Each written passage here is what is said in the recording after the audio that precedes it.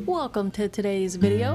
In today's video I will cover what we will be doing this week and the materials that you will need for the projects that we will be doing. Monday's video we will cut all of the patterns that we will need for this week.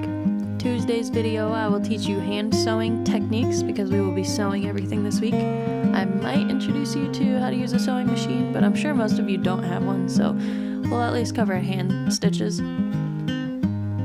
Wednesday we will be making our first project, which will just be a simple little pouch, maybe a wallet or like a phone pouch or just a change pouch or something. That's up to you. You can customize it to your needs.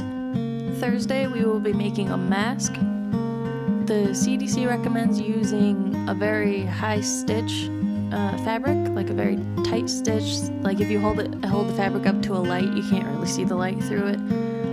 I don't happen to really have any material of that thickness, but I realized that I do have a bunch of old bra inserts that I took out of my bras because I did not like them. They were old, not old, they were new at the time. They were sports bras that I would get, and when you wash them, the inserts will like fold up and not sit in place because they're just loose in there.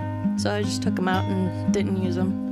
So I have a bunch of those laying around. I figured those might make a good little filter for a mask. Friday we will make a cat toy. It's gonna be a smaller project, so it might be a little bit trickier, but it's a fun project. I love making little cat toys. It'll be a little mouse. And then Saturday we will be making a little baby toy. So it'll basically just be a little cookie cutter shape that we're gonna sew the sides and stuff, but it'll be a little baby toy, a nice little plushie for him.